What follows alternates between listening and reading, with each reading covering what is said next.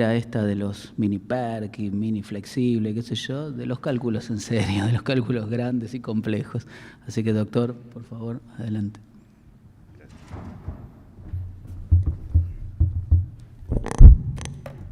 Gracias, buenas tardes. En primer lugar, quiero empezar por agradecer a la Sociedad Argentina de Urología por esta invitación. Soy el representante de la Sociedad Peruana de Urología y bueno, me ha tocado exponerles brevemente nuestra experiencia nacional, nuestra experiencia peruana en lo que es el tratamiento de litiasis coraliforme. No tengo ningún conflicto de interés, es difícil tener conflicto de interés con litiasis coraliforme, es una patología muy compleja. Los peruanos tenemos bastante experiencia en el trabajo con piedras, lo conocen ustedes de la época del Incaica. Perdimos esa experiencia, no entendemos hasta ahora cómo los incas lograban moldear estas piedras, hacerlas gigantes, darle formas especiales. Sin embargo, al perder también tenemos patología litiásica en cantidad. He tratado de interrogarme, preocuparme, porque todo lo que les narro en este slide son puntos de vista personales de conversación con colegas, por qué en Perú hay tanta litiasis coraliforme. Quizás porque somos un país ecuatorial cerca de la línea de Ecuador, la temperatura es alta en el norte del país. En el hospital donde yo trabajo, de cada 5 pacientes, 4 es norteño. Vive en Piura, en Tumbes, vive en la selva muy cerca al límite ecuatorial y obviamente eso hace que el clima caluroso los deshidrate y quizás eso contribuya a la patología litiásica en el norte del país. Pero también hay que ver una realidad. Perú es un país pobre, a pesar de que las cifras macroeconómicas digan que Perú está creciendo, solamente el 25% de la población es una población que trabaja y que se encuentra formalmente inscrita en planilla, por lo tanto tiene poco acceso a la seguridad social. El 75% de la población peruana es informal. Solamente un 10% de la población tiene seguro privado, es decir, accede a clínicas con coberturas de aseguradoras privadas. El 90% de la población o va al Ministerio de Salud, que es el área pública, o va a la Seguridad Social, que solamente representa el 15% restante. Tenemos una pobre accesibilidad al sistema de atención de salud. No tenemos hospitales grandes en cada departamento, solamente en los departamentos costeros, y eso hace de que la capital y las principales capitales de provincia engloben y acaparen todos este tipo de pacientes. Por lo tanto, un paciente que tiene una litiasis puede llegar hasta tardar un año y medio en ser referido hasta el hospital para poder ser atendido por una patología litiásica, y esto pues hace que el cálculo con esta ocurrir el tiempo vaya adquiriendo volumen y dimensiones. Nuestro nivel sociocultural en Perú es todavía pobre, mucha población cree mucho y quizás excesivamente en la fitoterapia, pacientes que están intentando durante 3, 4, 5 años pensando que el Phyllanthus niruri, que en Perú le llaman chancapiedra, no sé cómo le llamarán acá, intente hacerles el milagro, eliminar el cálculo, y obviamente lo único que hacen es perder su tiempo cuando son cálculos voluminosos. En el salud, en el hospital donde trabajo, hacemos 10 cirugías litiásicas por semana. De las 10 cirugías litiásicas, 8 son percutáneas, apenas un mini-PERC a la semana, apenas una cirugía flexible a la semana. ¿Y por qué? Porque justamente los volúmenes de pacientes que nos llegan con cálculos coliformes hace de que no tengamos opción de hacer cirugías mínimamente invasivas como mini-PERC o como flexibles, porque ya llegan con cálculos voluminosos. Nuestra lista de espera actual, hoy por hoy, como responsable del capítulo de litiasis a nivel nacional, es de 800 pacientes en lista de espera. Operamos 10 a la semana, pero llegan 15 a la semana. Entonces tenemos un círculo vicioso de nunca acabar, por lo tanto tenemos, digamos, una rica experiencia en coraliforme.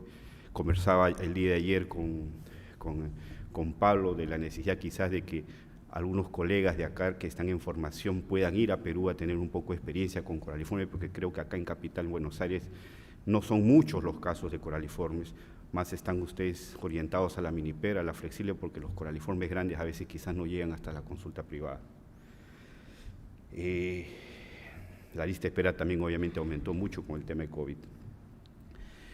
Y bueno, vamos a hablar del litiasis coraliforme. ¿Es necesario operar la litiasis coraliforme? El día de ayer el doctor Maximiliano López lo dejó muy claro: tener a un paciente en observación no sirve para cálculo coraliforme. El coraliforme destruye al riñón, el coraliforme mata al riñón. Existe un deterioro de la función renal demostrado de hasta el 25%. Por lo tanto, la opción de manejar el cálculo coraliforme con terapia observacional es ya un pecado.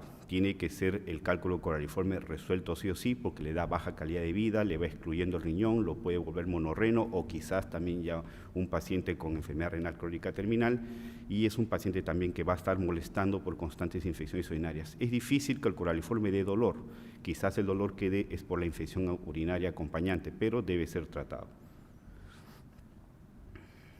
El 67% de los pacientes que se demostró que rechazaron el tratamiento murieron por una causa renal específica. He ahí la necesidad de tratarlo. ¿Cómo realizar el tratamiento? A ver si estos videos corren. Creo que no corren los videos. Okay. Ya Bland y Singh hablaban en el año 76, cuando comparaban la necesidad de tratar los cálculos coraliformes, cirugía abierta versus observación, y ya se había demostrado que había una tasa de mortalidad de los 10 años de 28% si es que no se trataban los pacientes. Y ya en 2005, nuestras guías internacionales, el panel de guía práctica clínica del manejo de cálculos coraliformes, la EUA, ya aprobó que a partir del 2005, pues de todas maneras, la litotripsia percutánea era el gold estándar para este tipo de cálculos de tratamiento. Demostró estas tablas: 78% de éxito de stone free cuando el paciente era sometido a litotripsia percutánea versus 71% cuando el paciente era tratado con cirugía a cielo abierto. Y obviamente otras ventajas que se mencionaron, como las ventajas estéticas que ustedes ven en pantalla. No me alcanza el puntero láser, pero creo que la ventaja estética definitivamente es mucho mejor, y las ventajas de menos complicaciones, menor sangrado tanto en el intraoperatorio como en el postoperatorio. Entonces, hablamos de menor frecuencia de complicaciones, menor dolor postoperatorio, menor estancia hospitalaria y mejoras estéticas bastante notables, además de disminuir el daño renal residual. Existe bastante controversia sobre cuál es el cálculo y cuál es el cáliz ideal o el polo ideal a iniciar para el tratamiento del cálculo coraliforme. Y si bien es cierto, la mayoría de experiencias mundiales manifiesta de que lo ideal sería empezar por un cáliz superior en posición prona, lo cual nos permite tener un mejor acceso a la pelvis renal y mejor acceso a los cálices. A veces, no siempre, la patología litiásica lo permite. Como pueden ver el cálculo de imágenes, ¿no? Esto es un cálculo que, si bien tiene una masa coraliforme superior bastante voluminosa, tiene un infundíbulo bastante estrecho, bastante prolongado, que quizás no sea digamos, ideal iniciar la primera etapa de tratamiento por ese lado. En este caso, como ven las imágenes, se inicia la primera etapa del tratamiento por el cáliz inferior, también es una punción en posición prona. Sin embargo, es necesario resaltar de que, según la bibliografía, punzar en posición prona un cálculo coraliforme por cáliz superior podría ser quizás la mejor opción. Ya se quedó claro de que la mejor técnica a utilizar para la cirugía, sea técnica supina o sea técnica prona, va a depender de la experiencia de cada médico, de su curva de aprendizaje y también de la capacidad que tenga para poder resolver su cálculo en forma personal. En cuanto a la nefrolitometría de cálculos renales complejos, déjenme decirles de que esto empieza en el año 2011 con el trabajo publicado por Thomas.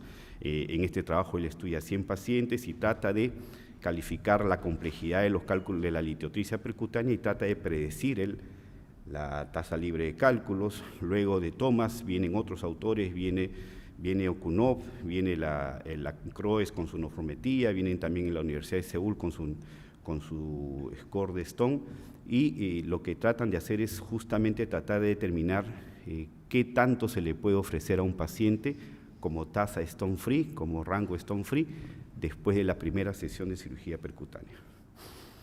Son útiles, es cierto, son bastante útiles.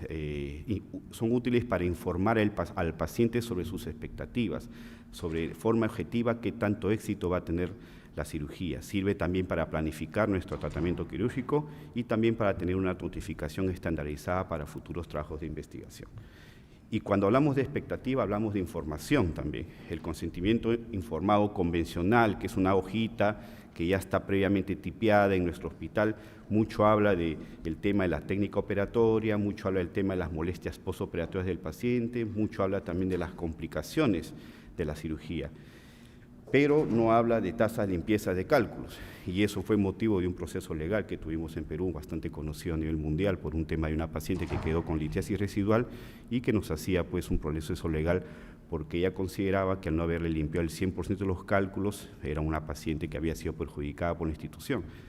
Entonces, es importante conversar mucho con el paciente con cálculo coraliforme para que no cree falsas expectativas que quizás podrían ser perjudiciales si es que no son absueltas desde antemano. La información, el conocimiento del paciente sobre la tasa libre de litiasis esperada luego de una percutánea en un cálculo coraliforme es bastante importante como para el paciente. Muy bien, ¿y qué dicen nuestras escalas respecto al tratamiento específico de los cálculos coraliformes? No vamos a hablar ni de los cálculos pequeños ni los cálculos películas, vamos a hablar solamente de los cálculos coraliformes. Pues Gay solamente menciona los cálculos coraliformes en su grado tipo 4, y para su grado tipo 4 solamente habla de un 29% de tasa libre de cálculos, tasa libre de limpieza, es decir, una tasa pobre.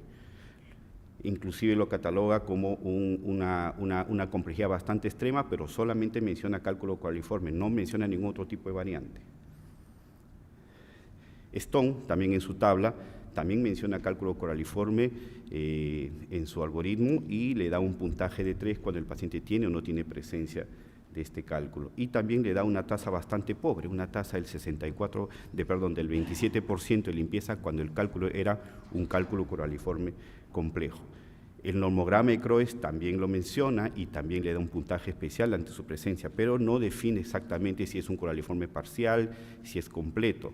Sí, Croes aporta algo muy valioso, aporta que la experiencia del cirujano, es decir, el volumen de casos operados por el médico en un año en una determinada institución, le podría dar ciertas ventajas para el tratamiento del cálculo coraliforme, así como también menciona el antecedente de tener una cirugía previa. Y por último, la Universidad de Seúl también menciona, aunque no directamente como un cálculo coraliforme, pero menciona que de acuerdo a la puntuación o al compromiso de sus cálices le da un mayor puntaje, un puntaje bastante alto, un puntaje nuevo, y cuando se da un puntaje alto de 9 se habla de un cálculo de alta complejidad y obviamente también su tasa de Stone Free para cálculos coraliformes bordea los 28%. Existen aplicativos también en la internet que ustedes pueden encontrar para tratar de hacer una predicción de esta tasa libre de cálculos en forma mucho más rápida. Sin embargo, en resumen, para la litiasis coraliforme, todos los porcentajes esperados de tasa de limpieza para cálculos coraliformes es bastante pobre. Sin embargo, estamos hablando de estos normogramas que fueron publicados en el año 2013. Luego vienen los trabajos comparativos y ahí comienzan las interrogantes. Cuando comienzan a ver los trabajos comparativos, se ve que comienza a haber variaciones, bastante variabilidad. Mientras que Thomas hablaba de un 29% de tasa de limpieza para cálculos coraliformes, pues Mandal hablaba de 0%, Vicentini hablaba de 40%, Ingimarson hablaba de 75%, existía mucha variedad. Y ahí comienzan a surgir las interrogantes. ¿Qué es lo que está pasando? ¿O es que esos médicos son diferentes o tienen diferencia de habilidad para poder tratar estos cálculos? ¿O existe algo más que solamente medir tamaños? Otros estudios comparativos, como por ejemplo el Abadi, hablaban de 22.7% cuando son, en el caso de normograma de Croes, cuando es en Gay 36%, cuando es en Stone 46%. Sigue la variabilidad en todos los trabajos, lo mismo con el trabajo de Taylor posteriormente cuando se hicieron trabajos comparativos. Es decir, la tasa libre de cálculos registrada por cada colega, por cada médico para tratar litiasis coraliforme compleja, es decir, una litiasis que ocupe todo el sistema colector, era muy variable. Y bueno, y luego viene la gran pregunta, ¿qué factores están influyendo para que exista tanta variabilidad? Y bueno, a los dos puntos que expuso Croes sobre la experiencia del cirujano y sobre el volumen de cirugías realizadas en la institución, se suman posteriormente 3 factores que consideramos que son importantes para la charla actual. El primero, la carga total del cálculo. El segundo, la anatomía del sistema pielocalicial. Y el tercero, la modalidad de imagen diagnóstica. Con respecto a la modalidad de imagen diagnóstica, tenemos que decirles que la tomografía hoy por hoy debe ser considerada ya un examen de solicitud obligatoria para todo paciente que se le va a realizar una cirugía de litotripsia percutánea por cálculo coraliforme. Y si la institución cuenta con una tomografía computarizada en 3 dimensiones, en 3D, sería lo ideal. Eso sería lo ideal. Yo sé que todas las instituciones no lo tienen, en Perú solamente 1 o 2 instituciones lo tienen, no son instituciones del sector público, pero sería lo ideal. ¿Por qué nos va a permitir eso? Porque nos da una cantidad más exacta del volumen preciso que vamos a trabajar con el paciente. Entonces, la imagen la imagen tomográfica previa en 3D sería lo que más nos acercaría a tener una tasa de predicción libre de cálculos más exacta. Y bueno, la ambigüedad del término, solamente se hablaba de coraliforme completo y coraliforme parcial. Efungaristos en el año 2016 trató de ser un poquito menos subjetivo y afirmaba que se podía considerar como coraliforme completo cuando se ocupaba 80% del sistema colector o un poco más. Estas imágenes que ayer las publicaba el doctor Gutiérrez, el doctor Desden también para sus respectivas charlas son importantísimas. La variabilidad, todos estos 4 cálculos que les muestro en imágenes, los 4 son coraliformes, los 4 son coraliformes completos, pero miren ustedes la variabilidad en volumen y variabilidad anatómica. Definitivamente la tasa Stone Free en cada uno de estos casos va a ser completamente distinta. Ya Preminger en el año 2010 nos había afirmado de que el volumen de cálculos está altamente asociado a las tasas libres de litiasis. Y bueno, ¿qué es lo que voy a mostrarles? NISRA, en un trabajo reciente de la década pasada, del 2012, presentó este trabajo que quizás en su debido momento no fue debidamente estudiado. NISRA trató de clasificar los coraliformes complejos. Hablaba de una clasificación bastante compleja. Definió 2 conceptos primero. ¿Qué era un cáliz favorable para una cirugía percutánea y qué era un cáliz desfavorable para una cirugía percutánea? Hablaba también de un volumen litiásico total. El primero quiso definir cuál es el cáliz ideal o el cáliz de entrada para punzar un cálculo, y eso iba a depender de la morfometría del cálculo. Y una vez que él definía el cáliz de entrada, él comenzaba a referirse como el cáliz favorable o desfavorable para poder ingresar a hacer la cirugía. ¿Cómo lo catalogó él? Él catalogó como un cálculo desfavorable para una cirugía percutánea para lograr una mayor tasa de Stone Free cuando había un cáliz que contenía un cálculo y ese cáliz tenía un ancho infundibular de menos de 8 milímetros. Y el ángulo por el que entraba desde el cáliz de entrada hasta el cáliz que se quería trabajar era un ángulo agudo de entrada, es decir, un ángulo de menos de 75 grados. Por lo contrario, un cáliz favorable era un cáliz que tenía un infundíbulo ancho, un infundíbulo de más de 8 milímetros y que el ángulo era bastante obtuso. Eso como principal objetivo. Y comenzó a hacer esta clasificación de cálculo coraliforme tipo 1, tipo 2 y tipo 3.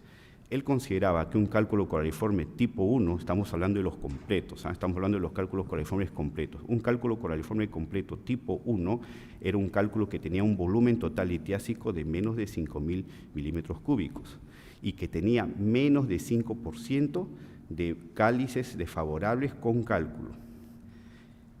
El tipo 2 era aquel cálculo que tenía entre 5.000 y 20.000 milímetros cúbicos de volumen y tenía entre 5 y 10% de cálculos de cáliz desfavorable para cálculos. Y por último tenía un coraliforme tipo 3 cuando el volumen litiásico total superaba los 20.000 milímetros cúbicos y había más de 10% de cáliz desfavorable con lito en su interior. ¿Para qué hizo esta clasificación? Pues los coraliformes tipo 1, que él los catalogaba como tipo 1, él consideró que la cirugía podía ser tratada con un solo tracto y en un solo tiempo operatorio. En cambio, los cálculos que son de tipo 2 podían ser tratados con un trayecto único, es decir, un solo tracto, pero con múltiples tiempos quirúrgicos. O, de lo contrario, podía ser tratado con múltiples tractos o con un único tiempo quirúrgico. Y por último, los coraliformes tipo 3, que eran los más complejos, tendrían que ser tratados necesariamente con múltiples tractos y en múltiples tiempos operatorios. Además del cálculo, ¿qué otro factor podría estar influyendo en el resultado quirúrgico de los cálculos coraliformes? Aparte del volumen litiásico y la distribución del cálculo, pues también la anatomía calicial. Y en la anatomía pielocalicial tiene mucho que ver la polaridad. Nosotros sabemos que la polaridad superior, ya se los manifesté antes, es una polaridad importante para poder determinar la mayor tasa de limpieza de cálculos. El cáliz superior tiene algunas ventajas anatómicas, sobre todo cuando es punzado en posición prona, ventajas anatómicas un poco superiores a las ventajas anatómicas del cáliz inferior, y eso sería bueno que el médico lo conozca.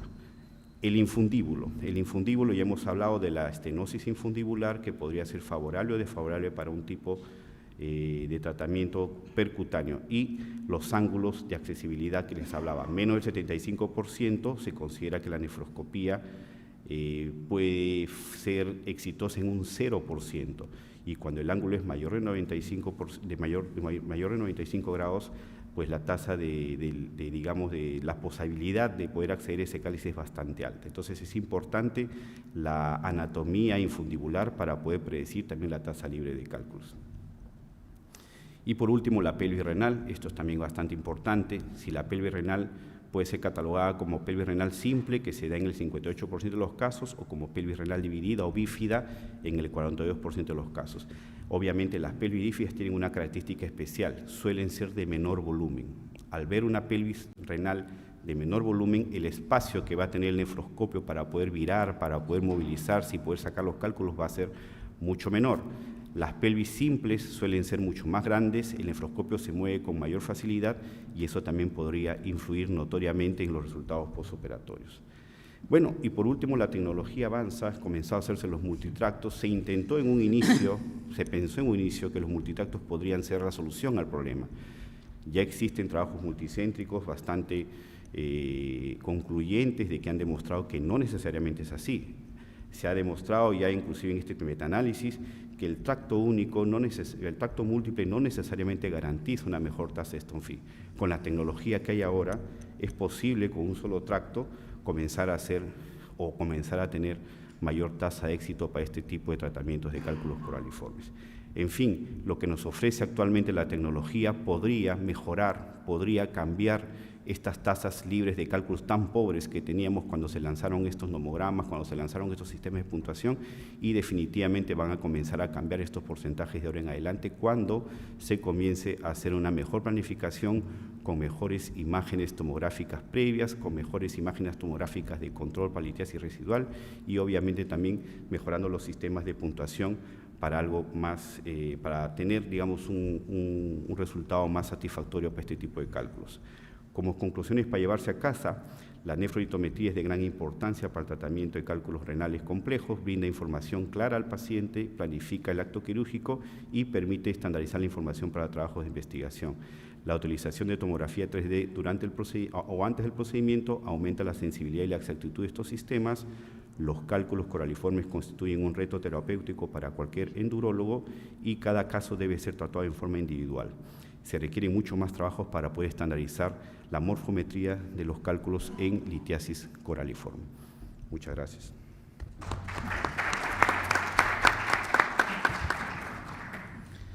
Bueno, si hay alguna pregunta del público, mientras te felicito por la charla. Creo que es muy interesante esto de la litiasis residual y cómo es tan variable. Y por ahí a veces no es tan importante, o sea, la cantidad de cálculos que han quedado, sino dónde han quedado o cuál sería el efecto de esa litiasis residual.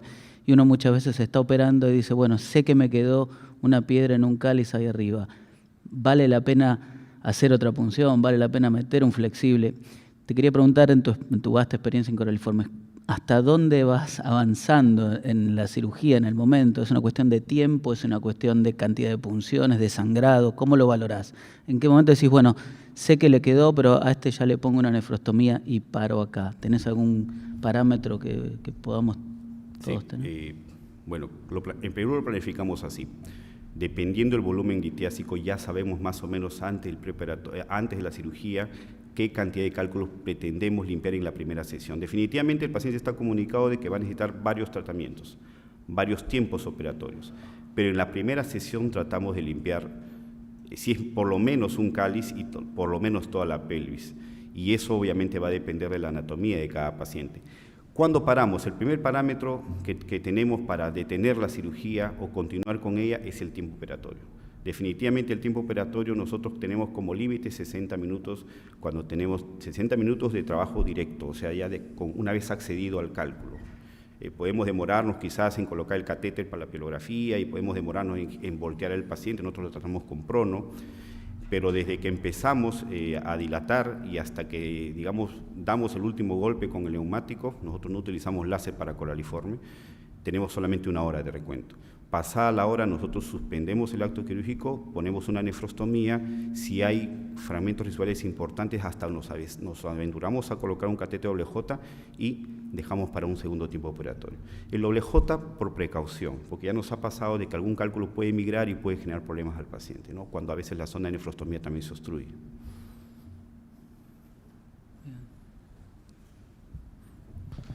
Freddy, felicitaciones. Gracias.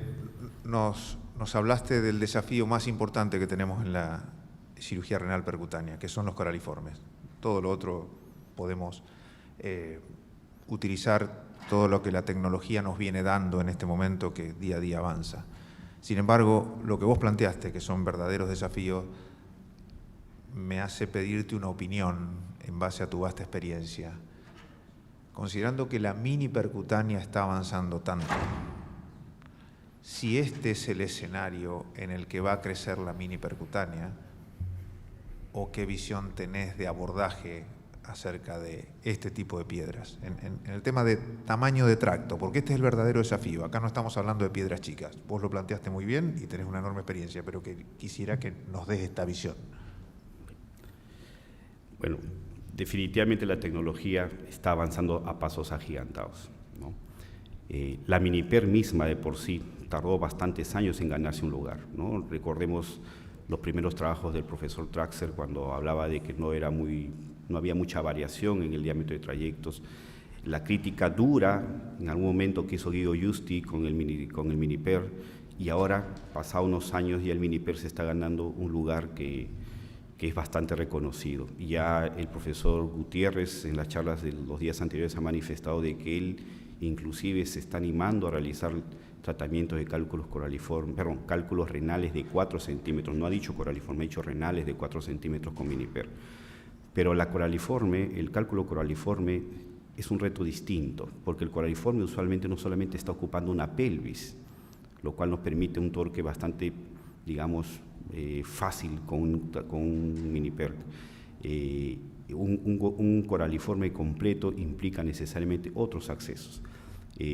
Yo creo que el futuro del Miniper en coraliforme va a ser como un método auxiliar. El primer trayecto, hablando de volúmenes grandes, estamos hablando de volúmenes de más de 20.000 milímetros cúbicos de masa litiásica. Deberías empezar con una NLP estándar, una camiseta de 24 si gustas, si no quieres dilatar hasta 30, si la anatomía no te permite dilatar más, pero avanzar lo más que se pueda en el primer tiempo operatorio y dejar los cachitos, como decimos en Perú, a esos cálices auxiliares que quedan con ramitas, para hacer en un segundo tiempo el Miniper, la flexible, si es que nos queremos apoyar con un ureteroscopio flexible, etcétera, para un segundo tiempo. Es por esto, ¿por qué? Por un tema de tiempos, sabemos que los coraliformes son generalmente infecciosos y mientras más tiempo nos demoremos, si nos empecinamos en seguir limpiando o tratar de obtener mucho stone free en el primer acto operatorio, nos exponemos al tema de la sepsis, una complicación que nosotros no podemos manejar, que muchas veces lo manejan los intensivistas y que a nosotros en Perú nos ha traído bastante problema. Entonces, el coraliforme tiene que tener necesariamente un sistema de nefrolitometría, aquí ese fue el mensaje de ahora, un sistema de nefrolitometría independiente a los cálculos renales comunes.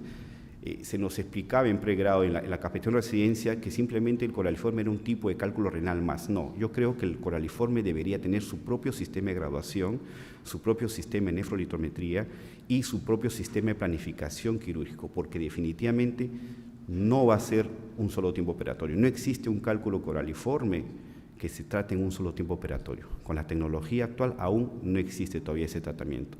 Quizás más adelante ya se está mejorando el láser, se están mejorando las camisetas, ahora hay camisetas con aspiración, quizás más adelante. No es nuestra experiencia. En Perú estamos un paso atrás en tecnología respecto a ustedes. En Perú estamos con el neumático, con el nefroscopio 26 o con el Miniper 12. No tenemos nefroscopios intermedios. Entonces, o un Miniper con un nefroscopio 12 o con un nefroscopio 26. No tenemos más. Y con eso nos bandeamos y tratamos de solucionar los problemas con lo que tenemos.